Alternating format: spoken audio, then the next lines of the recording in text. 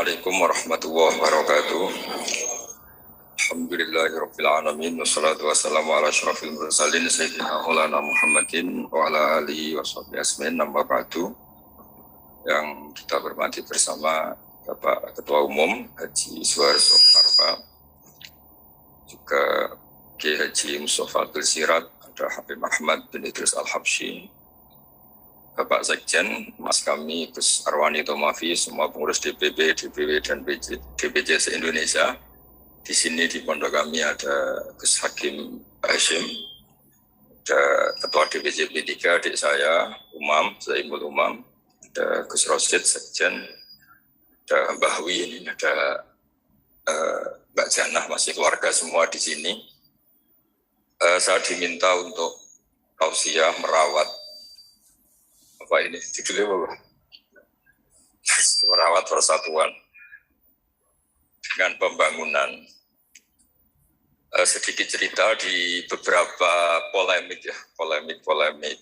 keilmuan.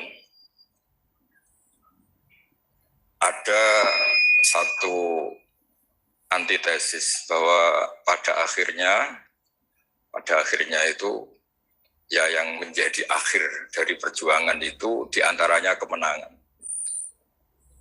Di beberapa khazanah yang saya baca, karena keilmuan itu yang saya tekuni.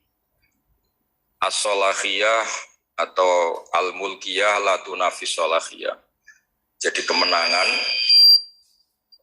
baik dengan bentuk apapun, asal dengan cara yang baik, itu tidak berlawanan atau tidak menghilangkan status kesolehan.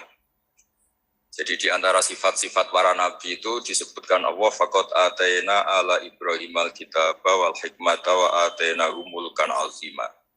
Jadi di antara sifat para nabi adalah diberikan mulkan azima. Diberikan kekuasaan yang besar. Tentu besar itu bisa dengan arti menang, tapi menang demi kebaikan. Di sini saya diantaranya pernah menulis Al-Intisar Limadzahibi Syekhina tentang pilihan-pilihan manhaj atau metode Mbah Maimun yang tentu bersanad sampai Wali Songo, juga tentu sampai Rasulullah SAW. Ada khazanah yang selalu dibaca kita di kitab Ihya yang berbunyi Ra'sul Aqli Ba'daddin At-Tawaddud ilan Nas Wastina'ul ma'ruf ila kulli barrin wa fajirin. Jadi setelah akal kita mengantarkan iman kepada Allah Ta'ala, tugas kita sebagai manusia itu berperilaku simpatik at-tawaddud ilan nas. Saya ulang lagi ya. Kita punya akal. Akal kita, kecerdasan kita untuk merumuskan, mengantar kita menemukan Tuhan, menemukan Allah, menemukan Tuhan yang Maha Esa. Kedua, at-tawaddud ilan nas. Akal kita kerahkan, kita pakai untuk supaya kita ini berperilaku simpatik. At-tawaddud ilan nas. Karena awal orang ikuti kita itu kalau simpatik dengan kita. Dulu kita sering dengar cerita-cerita kuno, kalau orang merebut kerajaan itu ya lewat kesaktian. Bahkan cerita-cerita kuno itu kalau antar orang sakti ingin menguasai perempuan yang cantik itu juga adu kesaktian sampai ada yang meninggal. Lalu era modern di seluruh tren dunia itu ditemukan sistem kompetisi yang sehat. Sehingga yang menang itu aturan mainnya ditentukan. Entah dipilih secara mayoritas, entah dengan kualifikasi apa, tapi yang jelas itu dihindari safkud dima, yang namanya pertumpahan darah.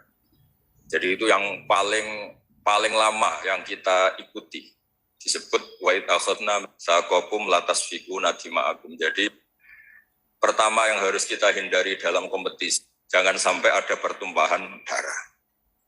Sehingga di antara kebesaran Sayyid Hasan bin Ali ketika dipuji Rasulullah SAW, inna ibni hadza la sayyidun wa inna Allah ta'ala sayuslihu bi baina fi'atin azimatin. Saya ini, Nabi kalau menyebut tidak cucu tapi anak saya ini la sayyidun, orang yang luar biasa, dan dia akan mendampingkan dua kelompok besar. Sehingga damai ini yang kita cari, termasuk kalau sama maknai kenapa dulu Mbah Maimun berpolitik, keluarga kami, ya, bapak saya, Pak D. Taifur, Mas Arwani, Sekjen itu juga berpolitik. Itu bukan masalah politik sebagai bukan kekuasaan, tapi sebagai bahwa kompetisi dengan cara yang menghindari pertumbuhan darah.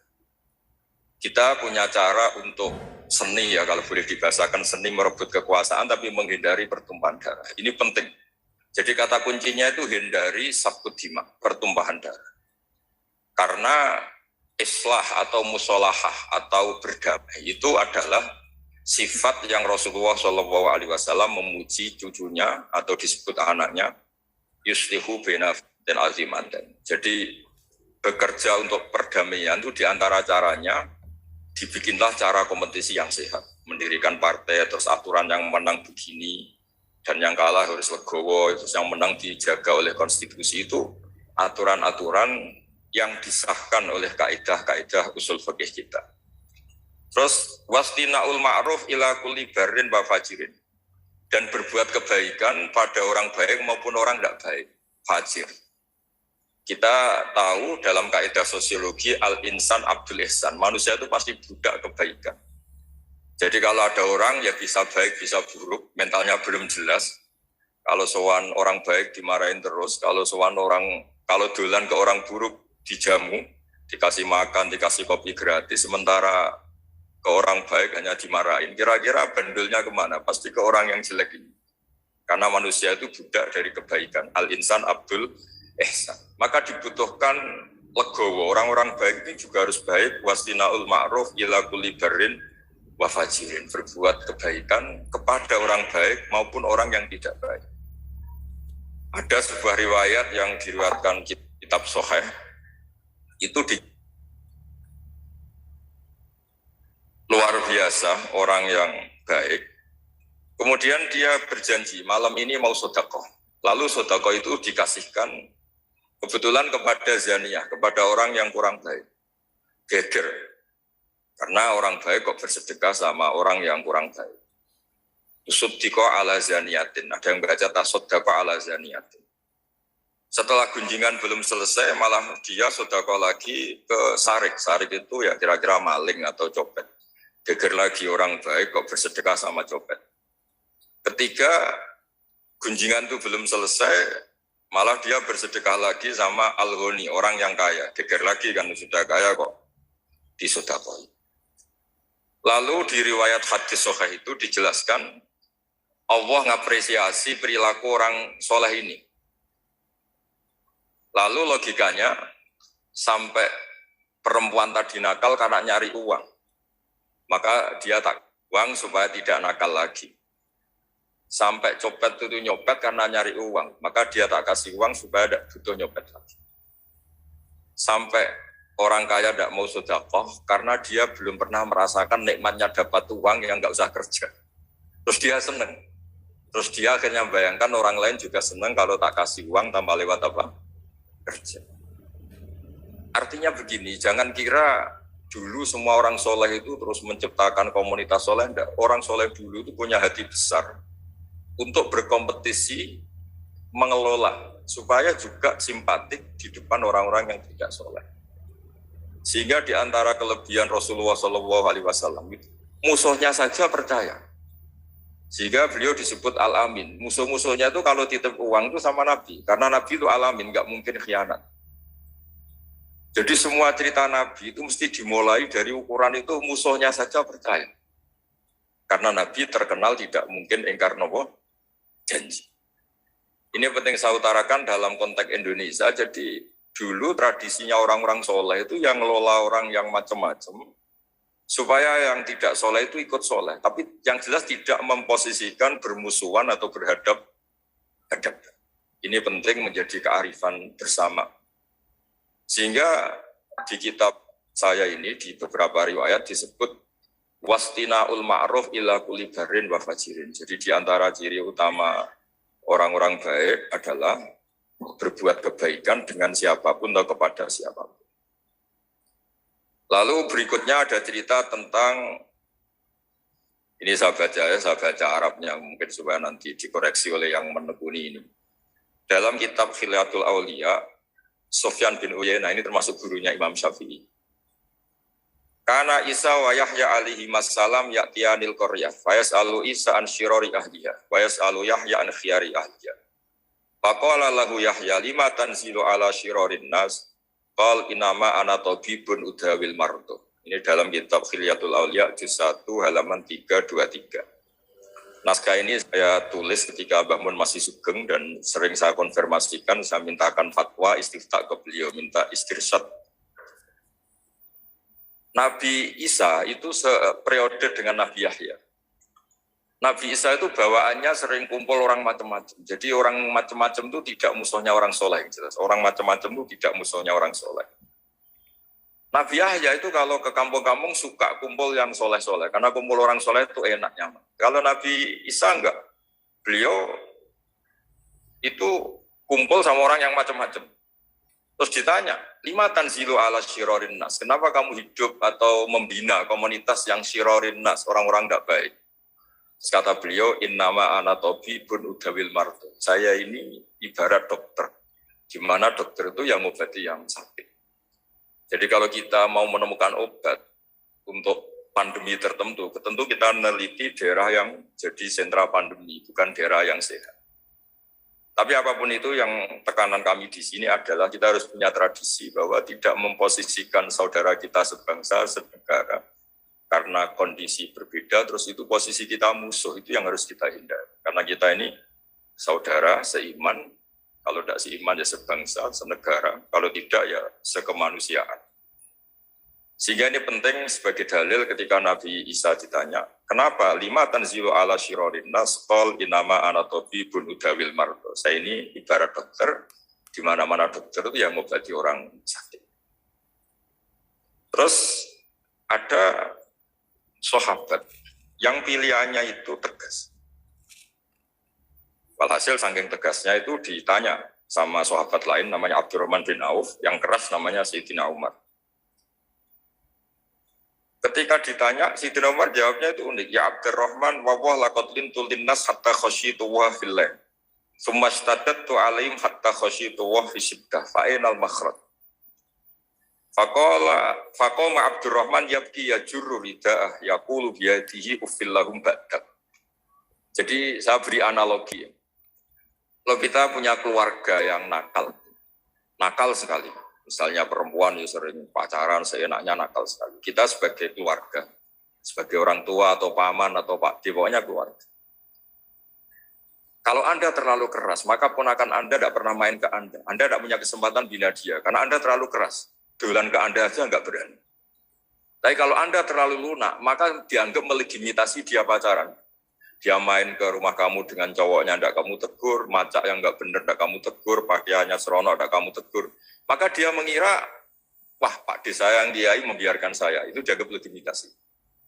Jadi kalau terlalu lunak dianggap melegitimasi kebatilan, terlalu keras, orang seperti ini tidak akan bersentuhan dengan Anda, sehingga Anda tidak bisa hina. Sehingga kata Sayyidina Umar, berpikir kayak saya ini susah kan. Saya terlalu keras, juga takut Allah. Sikap ini ditegur Allah, karena tadi kalau terlalu keras tidak punya kesempatan bina. Kalau terlalu lunak saya juga takut ditegur Allah, karena itu dianggap melegalkan kemaksiatan atau kemungkaran. Final makhraj, sebenarnya kita jadi manusia itu tidak punya banyak pilihan, tidak punya banyak jalan keluar, tidak banyak solusi. Lalu intinya hidup ini kita harus jaga jaga perdamaian, jaga apalah. Makanya di sini merawat dengan cara pembangunan, karena Mbah Mun dulu sering guyon. Kadal fakru ayakuna kufran itu kalau beliau nafsirkan fakir itu radoso, fakir itu takdir kan. Sing mari dosa gampang muring-muring. Jadi kata itu sebenarnya fakir itu nggak masalah, cuma bawaan orang fakir itu gampang emosi. Misalnya gini, Anda punya pembantu mecahkan piring satu, saat itu Anda punya uang 100 juta, kayaknya tidak gampang marah. Jadi kalau piring itu pecah, padahal nggak sengaja, pas itu uang Anda tinggal 10.000, mau beli rokok tidak kuat, mau belanja tidak kuat, itu kayaknya piring tidak usah pecah saja, bawaannya sudah kudu marah. Makanya terus banyak rapat-rapat gampang marah ya karena nggak dikasih uang itu yang masalah itu. Jadi tapi yang ikhlas ya. Alhamdulillah. Yang realistis bahwa uang penting ya banyak. Jadi itu antara orang ikhlas dan orang realistis. Tapi apapun itu dari cerita-cerita di kitab ini atau khazanah-khazanah ini, semua perilaku orang-orang dulu, Nabi Isa, para wali songo, para guru-guru kita, ya utamanya Kiai Haji Maimun Zubair yang didikannya tentu membentuk saya, Kiai Haji Mustafa Akil membentuk semua teman-teman yang alumni itu tidak ada tradisi menganggap orang yang beda dengan kita ini musuh. Ini penting karena memang bapak saya dulu kalau ngandani saya, kiai itu bengkel, nak rawani dandani sepeda rusak, ora usah jadi kiai. Jadi kiai itu bengkel, kalau nggak terima motor rusak, ya tidak usah jadi bengkel, jadi dealer saja, jual yang baik tok. Gitu. Jadi ini penting saya utarakan sehingga sebetulnya memang beragama, ya, menjaga kemajmukan, menjaga Indonesia itu harus berhati besar. Yang terakhir ayat yang sering diulang-ulang Mbah Maun itu laisa laka minal amri syai'un aw yatuka alaihi ma yu'adziban. Allah yang Tuhan saja menyikapi orang zalim itu pilihannya dua, bisa Allah menyiksa itu wilayahnya Allah karena Dia yang Tuhan. Kedua memberi tobat. Jangan kita menvonis dia buruk kemudian ternyata Allah memberi tobat. Dulu orang-orang yang musuhi Rasulullah yang kita kira su'ul khotimah ternyata banyak yang akhirnya ashabu Rasulillah menjadi sahabat-sahabat Nabi yang luar biasa. Dulu perang Uhud Nabi kalah itu karena panglima mereka itu Khalid bin Walid. Tapi akhirnya Khalid bin Walid itu masuk apa? Islam dan menjadi panglima yang luar biasa. Sayyidina Umar dulu musuhi sekali sama Nabi. Dan dia ketemu Nabi itu mau niat bunuh, tapi itu awal dari dia masuk Islam. Dia mau bunuh Nabi terus ketemu temannya. Kamu kemana? Saya nyari Muhammad. Karena dia merusak agama kita, kata Umar. Tidak usah nyari Muhammad, adik kamu sekarang sudah ikut aliran. Ya, zaman itu disebut ikut agama Muhammad. Setelah ke adiknya, ternyata adiknya baca Quran sama suaminya. Kemudian itu menjadi awal Islamnya Sayyidina Umar. Kita tidak pernah tahu. Awal Islamnya Umar itu setelah ingin mencari Nabi, ingin membunuh Nabi. Tapi ketemu temannya, terus diingatkan adiknya sudah Islam, dijemput, kemudian malah akhirnya dia masuk Islam. Khalid bin Walid itu dalam banyak khazanah disebut, dia masuk Islam itu karena melihat orang Islam kalah. Dia dengar-dengar, ya memang dengar, kalau Rasulullah itu pesan, jangan pernah kamu keluar dari gunung. Setelah turun dari gunung, akhirnya orang Islam kalah. Itu Khalid bin Walid terus dia awalu, kata beliau, pertama yang menjadikan saya Islam itu gara-gara peristiwa itu. Ini orang luar biasa. Sahabatnya saja kalau melanggar aturannya ditegur Allah, diberi sanksi. Apalagi orang lain. Terus dia kepikiran akhirnya masuk Islam. Jadi Mbah Mun berkali-kali bilang, Allah yang Tuhan saja, yang otoritas segala di tangannya itu, kemungkinan memperlakukan orang zalim itu bisa memberi tobat atau menyiksa. Kenapa kita semangat kita hanya membayangkan orang zalim itu disiksa, padahal bisa saja Allah memberi tobat. Itulah yang dilakukan Rasulullah SAW ketika melihat orang yang sangat buruk lah perilakunya sama Rasulullah, Nabi malah berdoa, wa mahdi qaumi fa innahum la ya'lamun. Doakan kaum saya ya Allah karena mereka seperti itu karena tidak tahu. Jadi saya mohon ya merawat untuk kemajuan, merawat kemajuan untuk kemajuan itu ya kira-kira gitulah. Orang kalau hak kemanusiaannya tersampaikan, hak-haknya sebagai warga kesampaian, hak-hak sebagai warga negara juga kesampaian. Insya Allah disuruh atau diminta melaksanakan kewajiban juga mau.